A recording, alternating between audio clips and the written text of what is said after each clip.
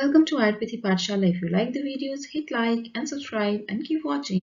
Hello students, आज हम बात करेंगे ह्यूमन मिल्क बैंकिंग के बारे में और आयुर्वेद के अकॉर्डिंग जिसे हम बोलते हैं धात्री, इसके बारे में। तो देखेंगे कि ये कॉन्सेप्ट ह्यूमन मिल्क बैंकिंग का कहाँ से आया है और इसमें क्या प्रोसेस इन्वॉल्व रहता है और इसके क्या बेनिफिट्स हैं in coming times for the babies. So first of all, you should know that as we all know that breast milk is best for babies, right? Breast milk जो है वो हर तरह से beneficial है बच्चे के लिए, चाहे उसके nutrients हो, चाहे उसकी इम्यून पावर हो, राइट? क्योंकि वो बच्चे को हर तरह से प्रोटेक्ट करता है, जो कि हम ऑलरेडी पढ़ चुके हैं benefits of the breast milk. तो इसलिए WHO और यूनिसेफ ने इन 1980 एक कोलैबोरेटिव स्टेटमेंट दी जिसमें उन्होंने कहा that where it is not possible for the biological mother to breast feed, the first alternative, if available, should be the use of human milk from other sources. Human milk bank should be made available in appropriate situations. तब WHO और UNICEF ने कहा कि जहां पर भी biological mother जो है because of any health conditions अगर वो बच्चे को ब्रेस्ट फीड नहीं करवा सकती तो जो भी फर्स्ट ऑल्टरनेटिव होगा वो ब्रेस्ट मिल्क ही होना चाहिए, ह्यूमन मिल्क ही होना चाहिए, चाहे वो किसी अदर सोर्स से आया हो। तो उसके लिए उन्होंने ह्यूमन मिल्क बैंक्स बनाने के लिए और ज़्यादा कहा कंट्रीज को। तो उस टाइम पे बहुत सारी कोलैबोरेशंस हुई मदर मिल्क बैंकिंग को लेके, बिकॉज जो मदर मिल्क बैंक है that is the alternate to infant formula. एक टाइम है जब इन्फेंट फार्मूला भी बहुत ज़्यादा ट्रेंड में आया कि इन्फेंट फार्मूला देना है, बट स्टिल जो ब्रेस्ट मिल्क है that is the perfect food after biological mother's breast milk, right? क्योंकि जो प्रॉपर न्यूट्रिशन है वो एक मदर मिल्क से ही बेबी को मिल सकती है। तब international milk banking initiative IMBI के under IMBI international milk banking initiative एक स्टार्ट किया गया जिसमें अराउंड 30 कंट्रीज ने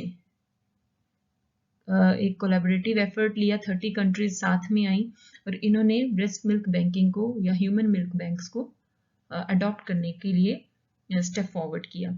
तो इन ये सारे जो थे मिल्क बैंकिंग प्रोग्राम्स के साथ जुड़े, मिल्क बैंकिंग प्रोग्राम्स के साथ इंटरनेशनल मिल्क बैंकिंग इनिशिएटिव लिया गया जब ये WHO ने ये स्टेटमेंट दी, राइट? तो ये जो मिल्क बैंकिंग है it is the milk which is donated by mother and is dispensed under the prescription of A doctor. तो डॉक्टर ही इसको प्रिस्क्राइब करता है, ये लिंक्ड होते हैं बैंक्स विद द हॉस्पिटल्स और आफ्टर डॉक्टर प्रिस्क्रिप्शन ये जो मिल्क है, डोनेटेड मिल्क है, ये बेबीज को दिया जाता है to meet their nutritional needs. क्योंकि जो फर्स्ट ईयर तक जो है that breast feed is must for the babies, but कई कंडीशंस में मदर नहीं पिला पाती, उस कंडीशंस में इस पॉइंट को अडॉप्ट किया जाता है ब्रेस्ट मिल्क बैंकिंग को। तो कौन सी कंडीशंस हैं जिनमें कि हम डोनेटेड ब्रेस्ट मिल्क के लिए मदर को बोल सकते हैं? क्योंकि जब भी मदर एंटीनेटल टाइम्स पे आती है तब हम उसे गाइड करते हैं फॉर ब्रेस्ट मिल्क, राइट? कि जब भी पिलाना है बच्चों को ब्रेस्ट मिल्क पिलाना है, उसके बेनिफिट्स बताए जाते हैं मदर को, प्रॉपर काउंसलिंग की जाती है मदर की।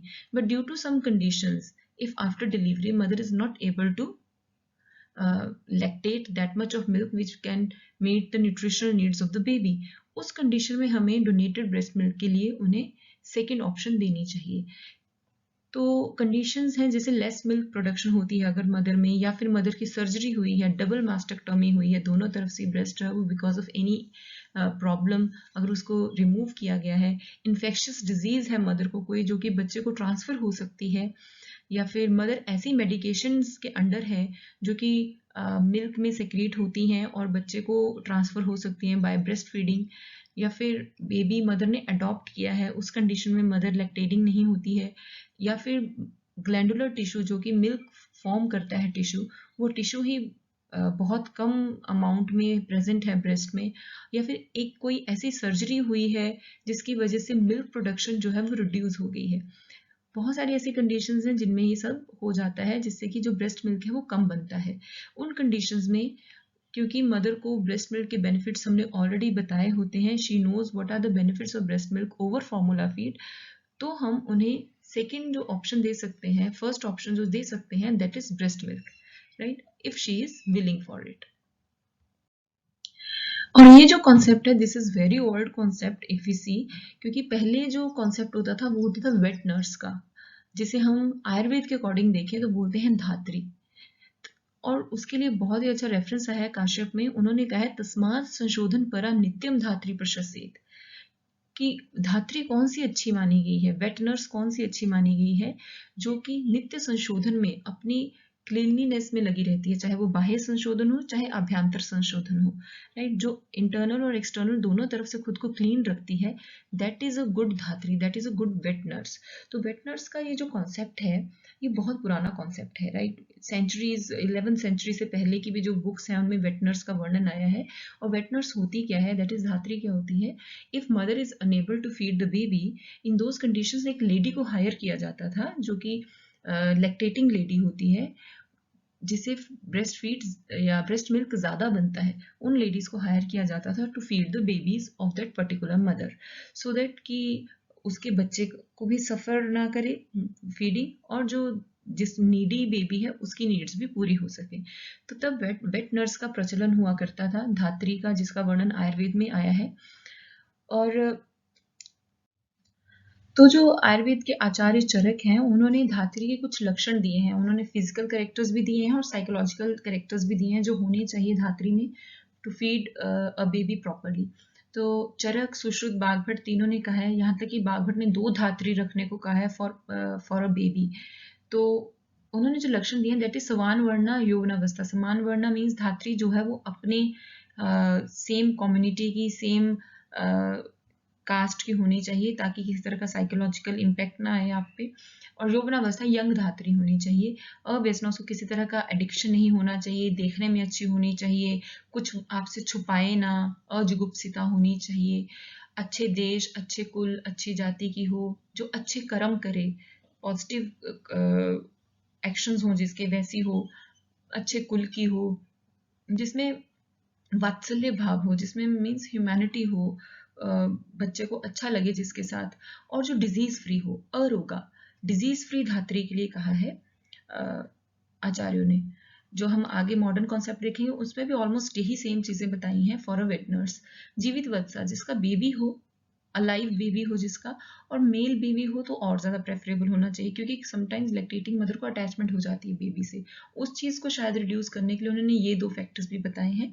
फिर जिसमें दूध ज़्यादा हो, दोग्धरी हो, ज़्यादा दुग्ध बने ऐसी हो, जो साफ सुथरी रहे, अच्छे वस्त्रों को धारण करे, प्रॉपरली अपनी सफाई रखे, ऐसी धात्री का जो है दुग्ध है वो बच्चे को देना चाहिए, ऐसा आचार्यों ने कहा है।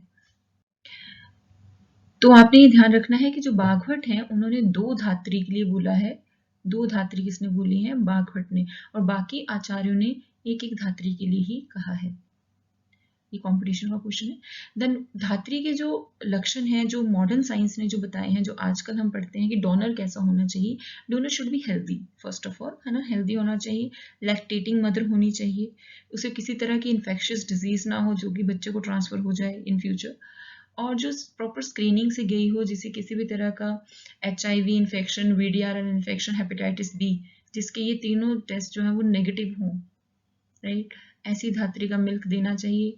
देन किसी मेडिकेशन के अंडर ना हो जो कि बच्चे को लैक्टेशन में ट्रांसफर हो, उसका अपना चाइल्ड होना चाहिए, her child does not suffer for this breast milk, इतना मिल्क उसके पास होना चाहिए कि उसके बच्चे को कमी ना हो, है ना, और जिसको एक्सेस मिल्क बनता हो, and finally which is approved by doctor, doctor ने जिसको अप्रूव कर दिया that this is suitable for you, कि आप इसे डोनेट कर सकते हैं, मिल्क डोनेट कर सकते हैं, ऐसी मदर का मिल्क जो है वो डोनेट करवाना चाहिए। Then what is the process involved in milk banking? Proper process क्या है milk banking का? So here human milk banking is a service which is established for collecting, screening, processing, storing and distributing donated human milk, right?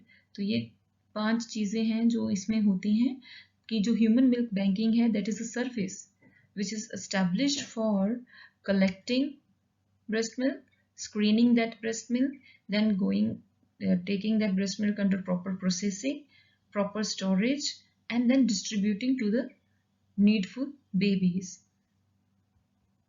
जो भी ये donated milk है उसके साथ ये 5 प्रोसेसेस किए जाते हैं to provide proper human milk banking service, right. और ये जो जब भी हम ब्रेस्ट फीड के लिए काउंसलिंग करते हैं मदर की एंटीनेटल केयर में, अर्ली इनिशिएशन के लिए बोला जाता है ब्रेस्ट मिल्किंग के लिए, ऑन या फिर सेकेंड थिंग क्या करते हैं, जितना डिमांड होता है उतनी ज़्यादा फीड दी जाती है और एक लैक्टेशन सपोर्ट प्रोवाइड करवाया जाता है हॉस्पिटल्स में, KMC प्रोवाइड करवाया जाता है। In some conditions if mother is unavailable or mother milk is unavailable, then donor human milk is given. In that condition hospitals are in direct contact with the lactation support centers जहाँ पे already human milk banks होते हैं and they supply this donor milk to the hospitals on the demand. So first of all क्या होता है collection of milk, तो पहले पता होना चाहिए collection of milk कहाँ से करनी है, राइट। डोनर के हमने ऑलरेडी जो है वो फीचर्स पढ़ लिए, डोनर कैसा होना चाहिए। तो जो मेजर सोर्स है of donation they are hospital patients, hospital के पेशेंट्स हैं जो कि मिल्क डोनेट करते हैं, तो उनको हाइजीन काउंसलिंग की जाती है प्रॉपरली कि प्रॉपर हाइजीन रखने तभी वो डोनेट कर सकते हैं। और जो बेस्ट मेथड होता है for collection that is hand expression, right, hand expression से किया जाता है। लेकिन आजकल इलेक्ट्रिक ब्रेस्ट मिल्क पंप्स भी आते हैं जिससे कि एक बेटर वॉल्यूम जो है वो निकाला जा सकता है। Electric breast milk pumps, right, electric होते हैं वो, जिनसे कि एक प्रॉपर वॉल्यूम आप निकाल सकते हैं ब्रेस्ट मिल्क की, क्योंकि हाथ से प्रॉपर वॉल्यूम नहीं निकाला जा सकता। तो but hand method is still very hygienic method, क्योंकि अगर आप ब्रेस्ट मिल्क पंप्स यूज़ करते हैं तो उनकी प्रॉपर सैनिटाइजेशन, उनकी proper cleaning, proper autoclaving is very important to reduce the chances of infection or bacterial growth. Then according to current recommendation जो drip milk होता है उसको डिस्कार्ड कर दिया जाता है एंड जो मिल्क है that has to be collected in glass और स्टील कंटेनर्स। इंडिया में अभी भी स्टील कंटेनर्स यूज़ किए जाते हैं because they are considered more reliable, because steel containers of wide open mouth they are used in India. So वो clean करने के लिए भी ईजी रहते हैं, ऑटोक्लेव करने के लिए भी ईजी रहते हैं, तो इंडिया में यही यूज़ किए जाते हैं। अदरवाइज जो कंटेनर्स हैं वो पॉलीकार्बोनेट या प्रोपाइलीन का हार्ड प्लास्टिक भी यूज़ किया जाता है, क्योंकि कई बार हमें फ्रीज्ड मिल्क भी स्टोर करना होता है, ब्रेस्ट मिल्क को फ्रीज भी करके स्टोर किया जाता है, तो उस कंडीशन में हार्ड प्लास्टिक बैग्स भी यूज़ किए जाते हैं। देन इज स्क्रीनिंग, जो ब्रेस्ट मिल्क डोनेट हुआ उसकी स्क्रीनिंग इंपॉर्टेंट है। Then it is taken under triple protection system, जिसमें पहले डोनर की हेल्थ हिस्ट्री ली जाती है कि उसे किसी तरह की प्रीवियसली कोई डिजीज तो नहीं थी जो कि अभी इसमें इंटरफेयर कर सकती है। देन सीरम स्क्रीनिंग की जाती है, प्रॉपर उसका सीरम टेस्ट किया जाता है, और जो डोनर का मिल्क है उसकी हीट ट्रीटमेंट की जाती है स्क्रीनिंग में, डोनर के ब्रेस्ट मिल्क की हीट ट्रीटमेंट की जाती है। साथ में डोनर के टेस्ट करवाए जाते हैं HIV 1 and 2, HTLV 1 and 2, hepatitis B and C and syphilis. ये सारे टेस्ट अगर नेगेटिव हैं then only breast milk is taken for pasteurization.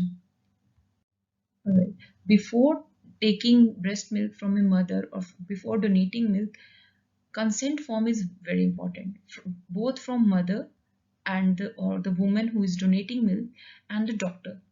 Mother से इसलिए because she has no problem for donating milk, and doctor के इसलिए that the particular donor is suitable for donation of milk, कि आगे जो infant है वो भी सफ़र नहीं करेगा और जो मदर का अपना बेबी है वो भी सफ़र नहीं करेगा after the donation of this milk. तो दोनों से कंसेंट फॉर्म लेना बहुत ज़रूरी हो जाता है। Then is processing and pasteurization. जो पैस्चराइजेशन है वो शेकर वाटर बाथ से भी की जाती है इसमें, क्योंकि pasteurisation is a big plant और वो बड़े प्लांट्स में ही होता है, लेकिन जहाँ पे छोटे मिल्क बैंक्स हैं वहाँ पर शेकर वाटर बाथ भी मेथड यूज़ किया जाता है। शेकर वाटर बाथ, जो कम क्वांटिटी मिल्क होता है वहाँ पर इसको यूज़ किया जाता है for processing, right, shaker water bath. और मेन मोटिव क्या होता है हमारा इसमें कि जो मिल्क है उसको एक माइक्रो प्रोसेसर में डाला जाता है। ये जो शेकर वाटर बाथ है it is a micro processor जो कि जिसमें टेम्परेचर रेगुलेटर होता है, इलेक्ट्रॉनिक टाइमर डिवाइस रहती है और एक शेकर स्पीड कंट्रोलर होता है। ये तीन चीज़ें होती हैं, एक temperature regulator, electronic timer and speed controller. ये तीनों जो है इसकी हेल्प से मिल्क को पैस्चराइज किया जाता है जहाँ पे लेस क्वांटिटी ऑफ मिल्क होता है। और मेन हमारा मोटिव रहता है कि 62.5 डिग्री सेल्सियस पर फॉर 30 मिनट्स जो मिल्क है उसको ट्रीट किया जाता है। सो सेकेंड इसमें जो चीज़ देखी जाती है that is bacterial count which is done on each donor milk before pasteurisation. अगर बैक्टीरियल काउंट बहुत ज़्यादा है then that milk is discarded. अगर more than 105 colony forming units हैं then that milk is discarded, and if the colony forming units are less than 103 then milk is used, and if it is in between, this number is in between, तो उसमें भी देखा जाता है अगर जो bacterial units हैं they are skin commensals, right, skin पे रहने वाले बैक्टीरिया हैं, तो उसको यूज कर लिया जाता है मिल्क को। जो मेथड यूज किया जाता है पास्चराइजेशन के that is holder pasteurization method, जिसमें कि मिल्क को हीट कितने टेम्परेचर पे किया जाता है at 62.5 degree celsius for 30 minutes, right, और नई गाइडलाइंस के अकॉर्डिंग 56 डिग्री सेल्सियस पे हीट किया जा सकता है। So main is the temperature that is 62.5 degree celsius पर इसको हीट किया जाता है मिल्क को। Then is storage and dispatch. Storage and dispatch के लिए दो चीज़ें ध्यान रखनी है। एक तो आप मिल्क को हीट करके फ्रेश मिल्क को स्टोर कर सकते हो या फिर इसको डिस्पैच कर सकते हो, या फिर अगर आपको लॉन्ग टाइम के लिए रखना है अगर मिल्क को तो आपको फ्रेश फ्रोजन मिल्क रखना पड़ता है। जो हीट ट्रीटेड मिल्क है या रॉ मिल्क है उसको आप स्टोर कर सकते हैं at 4 degree celsius for 72 hours, और अगर फ्रेश फ्रोजन मिल्क है उसे 20 डिग्री सेल्सियस पर, sorry it is -20 degree celsius frozen milk को फॉर 12 मंथ्स के लिए स्टोर किया जा सकता है। सो डीप फ्रीजर्स में रखा जाता है at -20 degree celsius. Then what are the benefits of this breast milk, donated breast milk? के क्या benefits रहते हैं? So first of all, that donated breast milk is reliable and healthy. It provides proper nutrition to the mother, satisfies the needs of mother milk, contains hormones that helps in the growth of the baby, contains antibodies which help in fighting infections and also reduce the chances of allergies. And it is a blessing for the babies. It is considered blessing for the babies whose mothers are sick and cannot breastfeed due to medication. तो उनमें उनके लिए ये बहुत ज़्यादा अच्छा method है for providing breast milk, क्योंकि जैसे 19th सेंचुरी में पहले breast milk wet nurse use की जाती थी, लेकिन धीरे धीरे इनका जो ट्रेंड है वो रिड्यूस होता गया because of the psychological factors की डिक्लाइन होगी इनकी नीड की, इनका लाइफस्टाइल अच्छा नहीं होता, हाइजीनिक नहीं होती, अनहेल्दी रहती हैं, और बाद में धीरे धीरे फॉर्मूला फीड्स बन गए, तो फॉर्मूला फीड्स की तरफ लोगों को ज़्यादा डाइवर्ट हो गए लोग।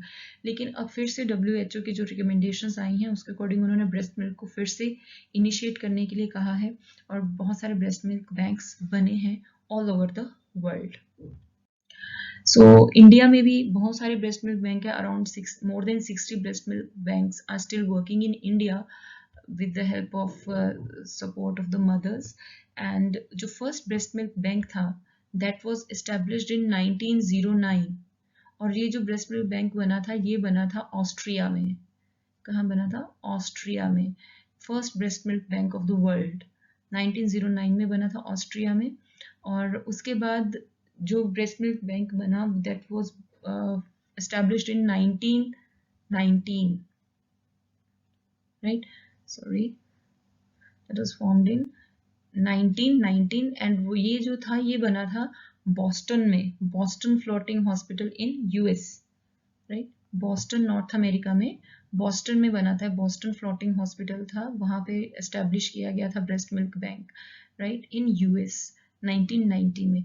और अगर हम एशिया की बात करें तो एशिया का जो फर्स्ट मिल्क बैंक था that was